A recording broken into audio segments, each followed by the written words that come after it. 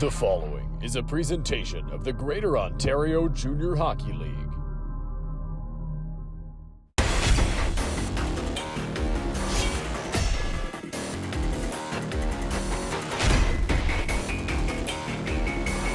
Hi everybody and welcome inside the beautiful North Dumfries Community Complex for Game 7 and the conclusion of the first round of the GOJHL playoffs as the Brantford Titans take on the Ayr Centennials. This series has been a roller coaster ride. The 7-seed Titans took games 1 and 2 on the road, then game 3 at home. The 2nd-seed Centennials showed that their veteran experience and never say die attitude is important in the playoffs as they've stormed back in the series to tie it up at 3-3. Game 6 yesterday was a close 2-1 final. Mitchell Ferris opened the scoring in the second period for Ayr. Jack Weiser made it 2-0 early in the third. Kyle Henneberry got one back in the final minutes of regulation, but Elliot Hardwick and the Centennials held on to win 2-1. Throughout the series, Captain Austin Kelleher has been pivotal to Ayr's comeback. The 20-year-old forward has posted 4 goals and 3 assists in the series, including 2 goals and an assist in their 3 wins. Another clutch performer has been 17-year-old Logan Beezer. Beezer has potted 3 goals in the series, including 2 in a Game 5 victory on home ice. Drawing back into the lineup today after missing Game 6 for the Centennials is forward Daniel Barahowski.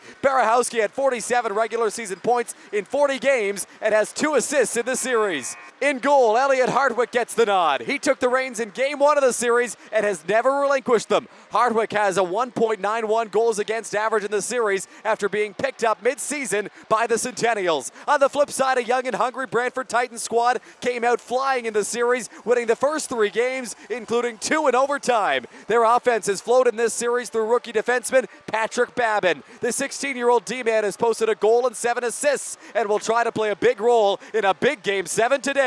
Up front, Caleb Frank has had a big series as well. He's posted 4 goals and 3 assists in the 6 games and is on a line with Tyler Crisitomo and Ethan Zabo today. In goal, the Titans go with Carter Vicente. Vicente has put up a .911 save percentage in the series and backstopped their pursuit of the playoffs down the stretch of the regular season. Today's a massive one, so let's head down to hear the coach's comments pregame. Obviously, the stage doesn't get much bigger than this.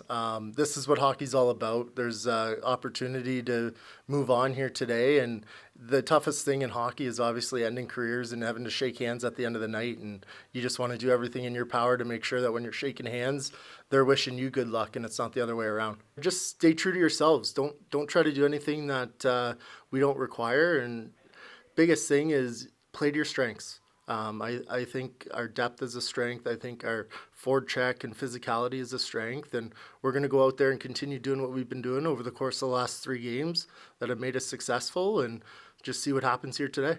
There's animosity that's grown throughout a series between the teams and maybe the fan bases, and there's a geographical element to it. All of it's fun. It's this is what you played 50 games for and 6 before this, and it's a treat to be a part of. I think our guys are excited for it, and I know our staff is. I know our fans are, and it's just going to be a lot of fun to embrace the energy that we provide, the energy that the crowd provides. In the history of the league, there are just 3 known instances of a team coming back from down 3-0 in a series to move on to the next round. The last one, a double overtime thriller for Port Colborne, taking down Welland back in 2011. The Centennials play their first Game 7 since their move to Ayr today, while the Titans play their first Game 7 in franchise history. Can the Centennials complete the improbable comeback, or will the Titans pull off the upset? It's the Titans, it's the Centennials, it's a Game 7 spotlight game, and Puck Drop is next on 519 Sports.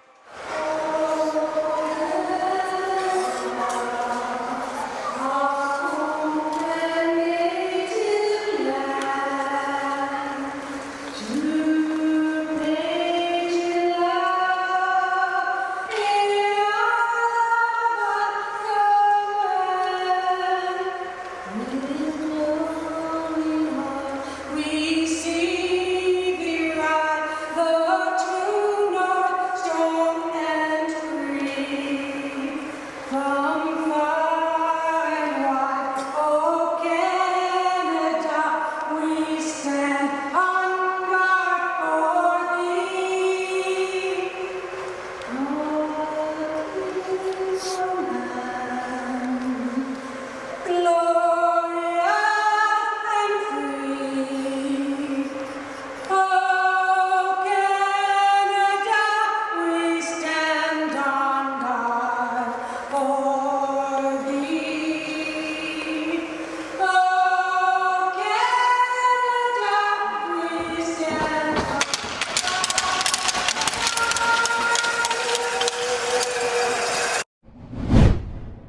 After it, McCaddy gets it up to the line. Takis cycles it back in. It gets blocked. Takis back on it. Sends a feed. Here's a chance. Pizza Ferrano to the goal. Saved by Hardwick.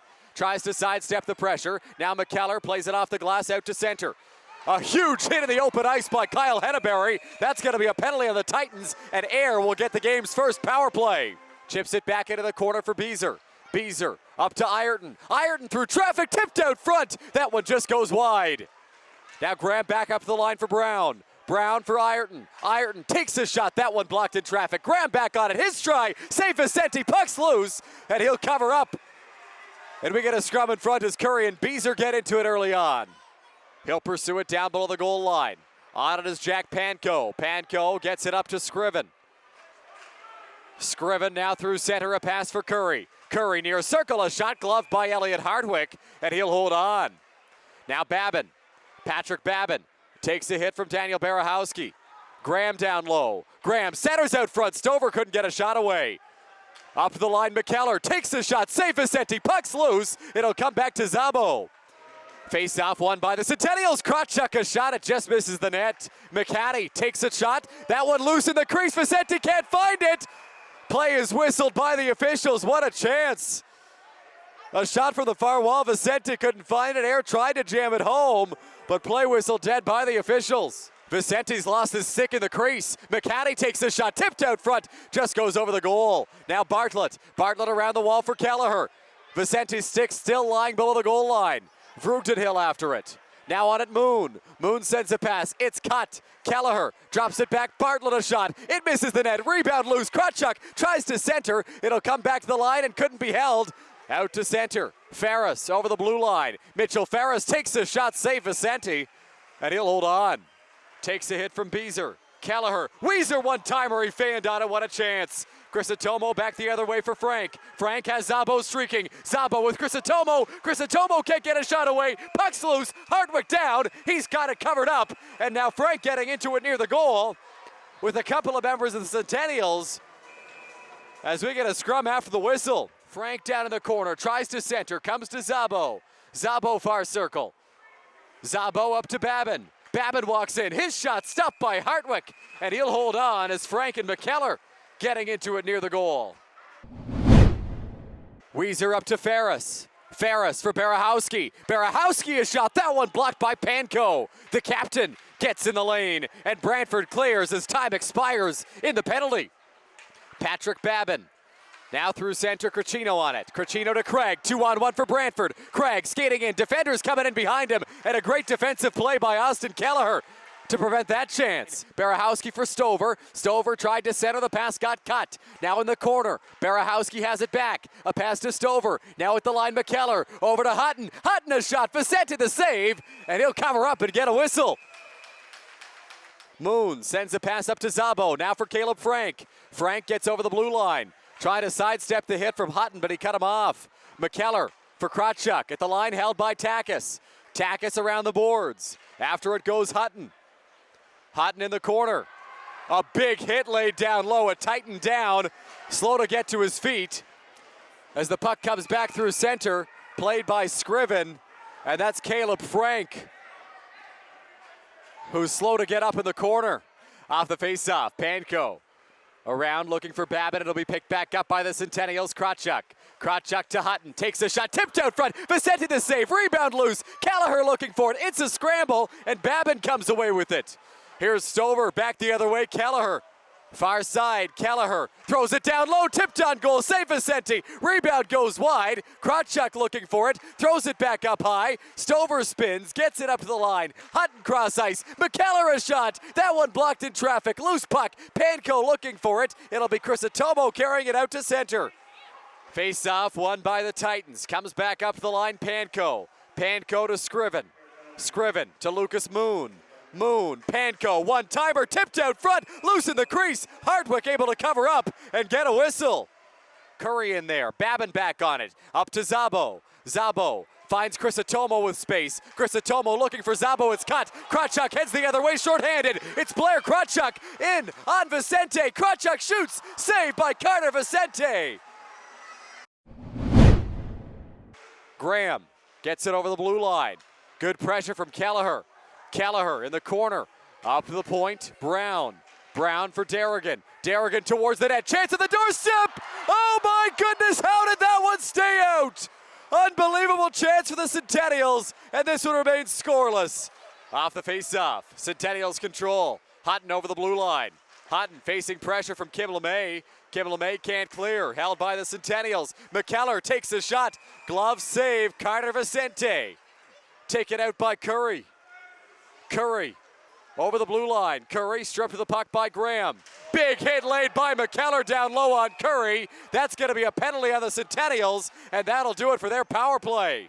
After a big hit in the corner, the night is done for Ryan McKellar. He'll be sent to the dressing room by the officials. A big loss of the Ayr blue line, and Brantford will get a big power play in this third period. Face-off won by Zabo. Comes to Babin. Babin to Panko. Dying seconds, the 4-on-4. Panko throws it cross ice. Bouncing puck back on it, Zabo. Zabo looking for Panko in the corner. He couldn't come up with it. Plays it back out front, and they score! A pass to the slot, and the Titans bury it. Who else but Tyler Crisotomo to open the scoring in the third period. It's 1-0 Brantford.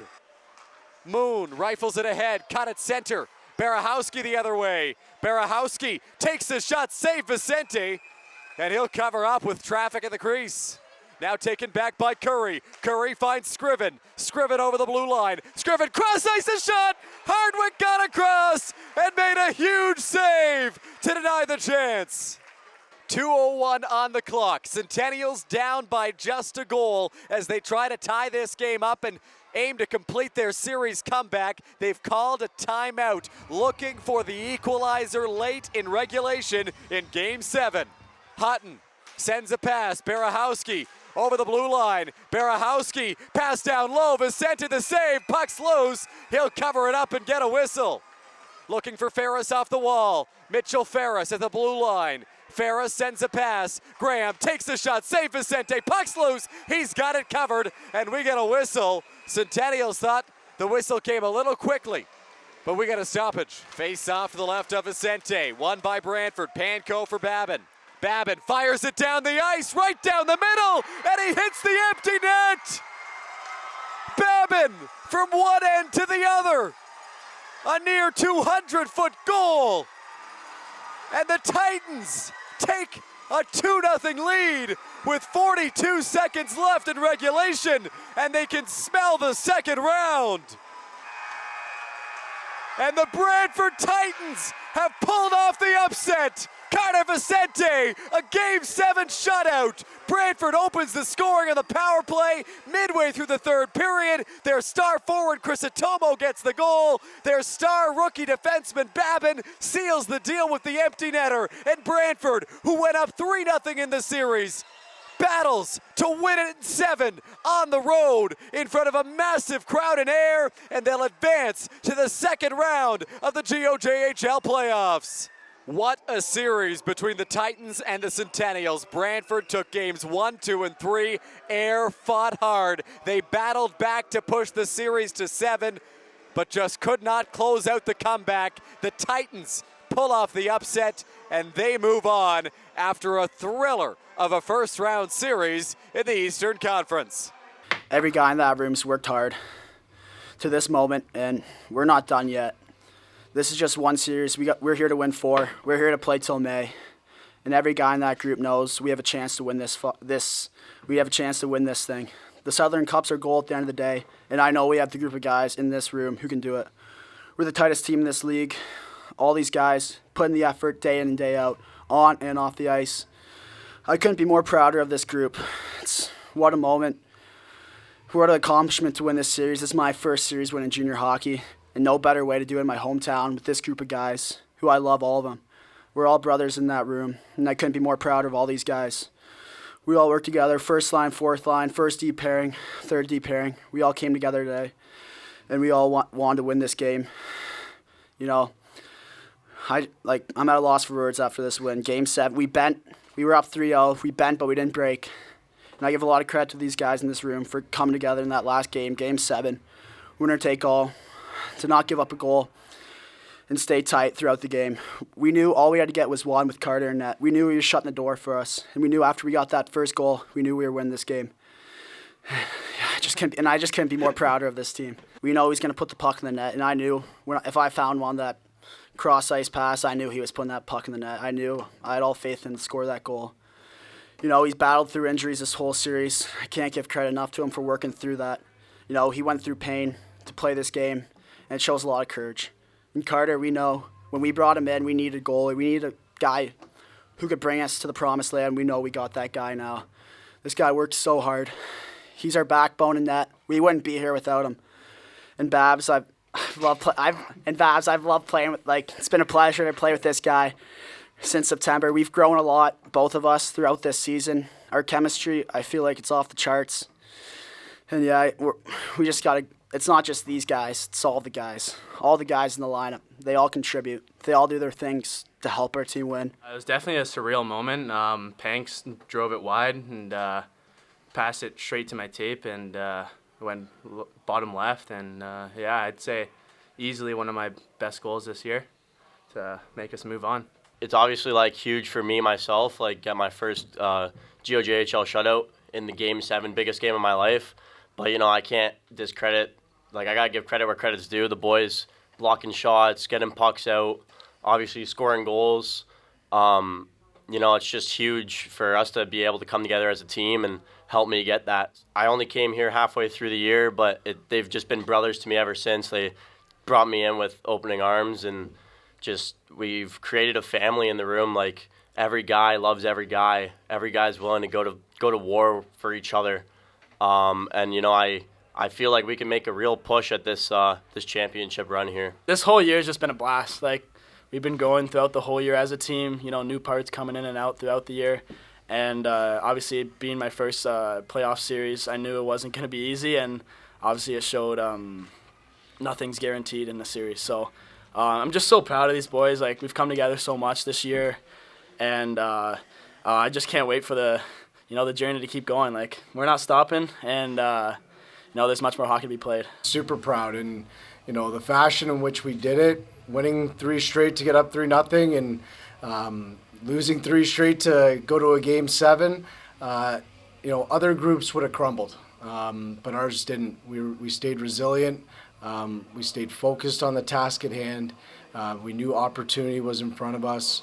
The guys just stuck to what they know.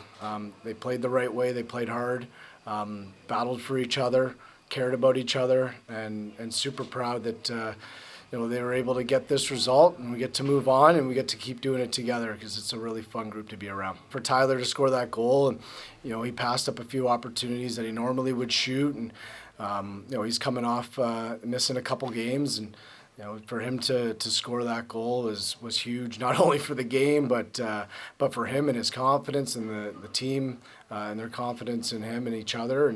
And for Carter Vicente, he's been outstanding all year since we've got him. And for him to pitch a shutout there in such a critical game with so much pressure, on the road, all the stuff that comes with that. That's a big game goaltender. That's a big game kid. Our guys did a lot to block shots and did a lot to let him see the puck. But he made some critical saves at critical times and calmed the mechanism for us a number of times. We knew that going into the game we had to get a number of shots on the goalie. And we knew that it was going to be a bounce. It was going to be an ugly goal going to the net, and we just couldn't produce it.